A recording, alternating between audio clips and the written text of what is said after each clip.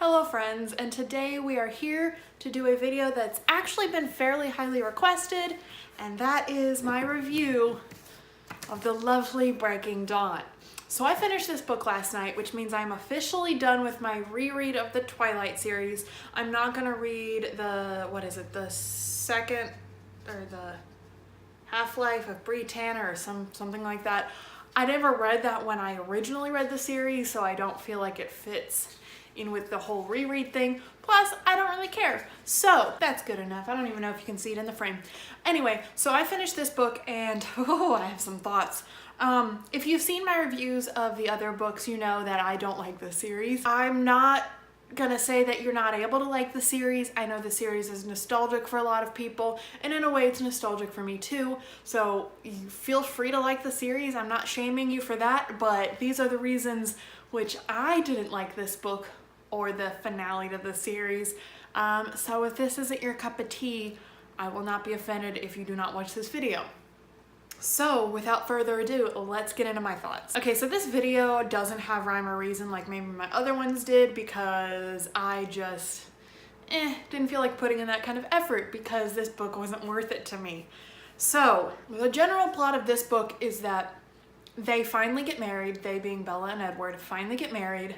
She ends up pregnant, and the baby is killing her, essentially, because it's not human, it's a human vampire hybrid. She's dying from this baby, so Edward is like, I will do the one thing I can do to save you, and he turns her into a vampire. And then the second half of the book is them dealing with, one, her being a new vampire, and second, the Volturi have found out about her child and think that they actually turned a child into a vampire, which is forbidden in their world because those are vampires that can't be controlled because they still have the mind of children, and they'll just rampantly murder a bunch of people, so that's not allowed. So they go and see really what's going on with the Cullens. And so yeah, that's kind of the general plot of this book. But I will say, for being almost 700 pages, it really didn't feel like much happened throughout the book. It would be like 100 pages of nothing, and then 50 or 25 pages of action, 100 pages of nothing, 50 or 25 pages of action. And as a result, it kind of dragged in a lot of places, which this book and this series as a whole is really easy to read because it's not exactly in-depth writing. So, I mean, I still flew through the book. That wasn't an issue. But I just felt like the pacing was really off in a lot of places. And I felt the characterization did not fit in with the rest of the series, and the tone of this book didn't fit in with the rest of the series. For example, Bella, is quirky. I'm not like other girls, and she has been throughout the entire series. However, the moment she turns into a vampire, she completely changes personality, and that is not an established thing that happens with these vampires, that they just completely 180 in their personality. She goes from being, shy, awkward, blah, blah, blah, to I'm beautiful and I know it and I'm going to be confident and use my powers. And I guess maybe there's a reason for it, but it just felt weird because her whole, she didn't really have a personality to begin with, but her whole characterization up to this point was that she was awkward and fumbling. And I know vampires are supposed to be elegant, so she's not supposed to really be that way as a vampire, but I don't know, it just felt very off. The other characters just kind of felt blah. There wasn't one particular character I was attached to at all in this book, except for maybe Carlisle, because he's just, or not Carlisle, Charlie, because he's just, he's a rock throughout the series. Poor Charlie. He's thrown into this world where the less he knows, the better he's off, and he's just like, I don't know what I'm dealing with. I don't want to know what I'm dealing with. This kid I've known forever, Jacob, can change into a wolf. Poor Charlie. But there's so many things I didn't like about this book, and the biggest one, as I'm sure you all were waiting for, is the concept of imprinting, which was kind of brought up in, I think, the previous book. And the fact that, one, she names her baby Renesmee, which is just a stupid name to begin with, but I digress. And Jacob imprints on the baby. And the moment he imprints on the baby and she has the baby, so it's no longer a part of her, he doesn't feel this attachment to her anymore. So the implication and kind of what they said in the book was that he was only attached to her because of this future baby inside of her, which means that he was, I guess, attached to one of her eggs, which just, what? How does that work? Also, what if she had a period and that egg went away? Would Jacob just imprint on another one? Would he just never have someone to imprint on? There's just so many odd, weird things about it, and that's the only reason he was attached to her, was not that he was in love with her, but that he was in love with her unborn child.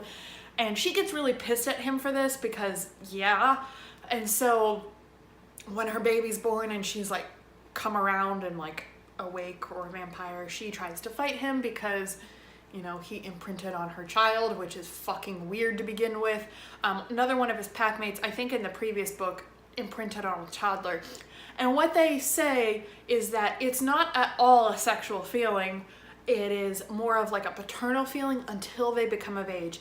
And the only reason like it is said that way because Jacob, or I think it was actually in the beginning of Breaking Dawn. Either way, Jacob comments on the fact that his packmate is going to have to remain celibate and chaste until this girl comes of age. So it is implied and expected that once they become of age, those feelings will switch from paternal to sexual in nature. And so the fact that they imprint on children, like he imprints on Renesmee knowing that when she grows up he's gonna bone her, it's fucking weird to me.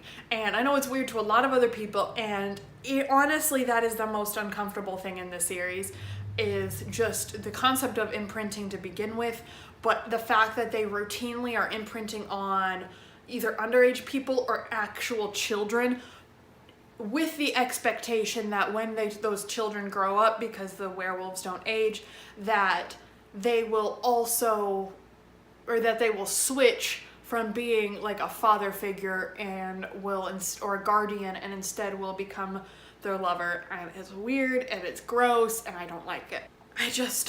Everything about this book and this series, I didn't feel like it felt like a wrap up. It just felt like everything was really conveniently done.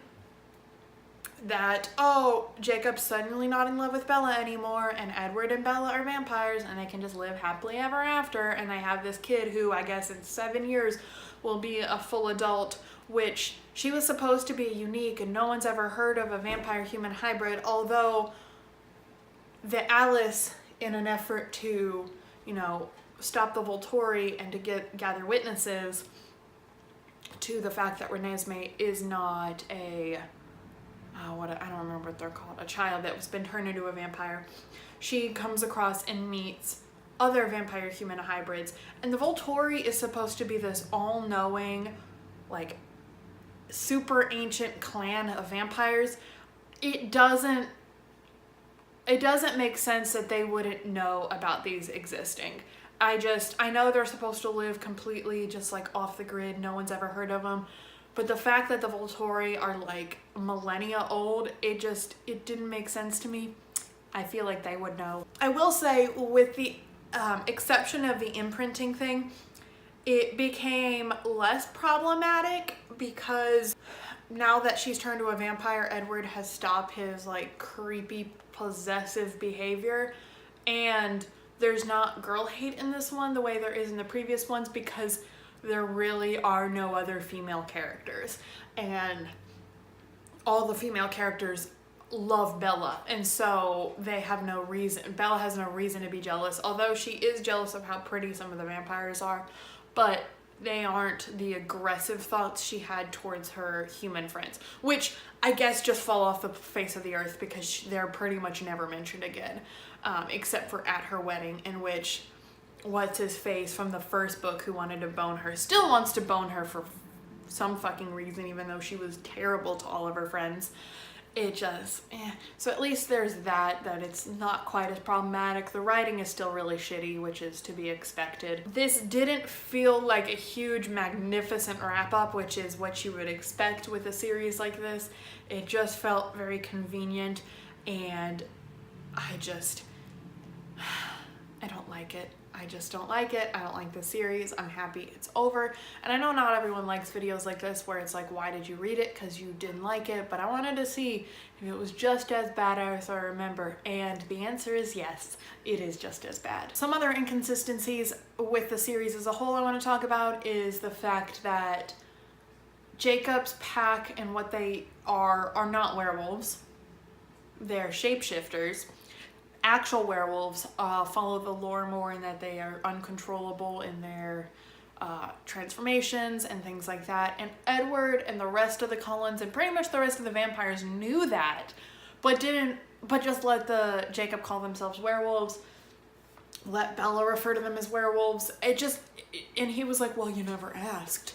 And that just doesn't make sense. Like, that felt like a really weird tie-in to make them not villainous suddenly at the end. Another inconsistency, or something that didn't quite make sense, is that from the beginning of the series, Edward is different because he's able to hear people's thoughts, with the exception of Bella's, of course. And Alice could see the future, and Jasper could control emotions, and Emmett and Rosalie and Carlisle and Esme couldn't really do anything other than be vampires. So it's kind of implied that powers are incredibly rare in vampires and they're very special and unique, but almost every vampire you come across has powers and it doesn't make sense. Of course, Bella, when she becomes a vampire, suddenly has one of the coolest powers to begin with, and that she can protect and project a shield around those she loves, and that's why no one can read her thoughts, because she was strong enough as a human to project her power then. Anyway, but every vampire they gather pretty much has powers. There's a fucking, like, earthbender, essentially. Why? When you have established this canon that those vampires are incredibly rare and powerful, why are all the vampires you meet suddenly like these all-powerful, crazy, magnificent beings that have all these special powers? I don't know, it just feels really inconsistent with the rest of the story. And yeah, those are just my main thoughts. I'm sure I have more, and I'm sorry if this video is not as in-depth or ranty perhaps as my previous ones, but once again, I think that's because, one, it's actually less problematic with the exception of the imprinting than the other ones in terms of girl hate and things like that, although I know there is a lot of frustration regarding Stephenie Meyer and her use of Native American folklore to her own gains. But I don't feel like I am qualified to speak on that. I can link some videos below that are way more eloquent and put together than I could ever do and are worth a watch. However, I feel like this book was actually fairly boring for the most part, and at least the other ones, which were shorter and definitely more condensed, more action-packed, more whatever, this one wasn't, and as a result, I just don't feel like I have that much to say about it. I'm just gonna end with the fact that Renesmee, once again, is a stupid name, and that her mom is just not relevant. Oh, one thing I will say, though, I'm not gonna end this, because that reminded me of her mom, is that Bella is so much I'm not like other girls in the beginning of the book in regards to her wedding, how she was raised to scoff and get nauseous at the thought of fluffy, poofy white dresses and planning a huge wedding and all this stuff. And I'm just like, girl, stop hating on other women. So I guess there is girl hate, but not in the way that she was actively bitter and hateful to her friends. It was more so she just hates the concept of, I guess, feminism or extreme feminism as a whole, but until she becomes a vampire. My cat just leaped a solid foot off the air to pounce on my foot. All right, Zook. Not a good book. I'm happy I'm done with the series. I'm probably going to unhaul this one very quickly after I've unhauled the rest of the series because I just don't want to look at them anymore. So yeah, thank you guys so much for watching. Once again, I'm sorry if this video isn't quite what you were expecting, but I'm happy to be done. I did watch the first Twilight movie with my husband. I have never seen any of the movies, believe it or not, and I have some thoughts about that. So if you guys want, I can review that as well. or my husband actually probably wants to be in that video. We'll review it together. Or if you want me to make that a series where I watch all of the movies and review them, just let me know. But yeah, thank you guys so much for watching, and I will see all of you guys in my next video. Bye.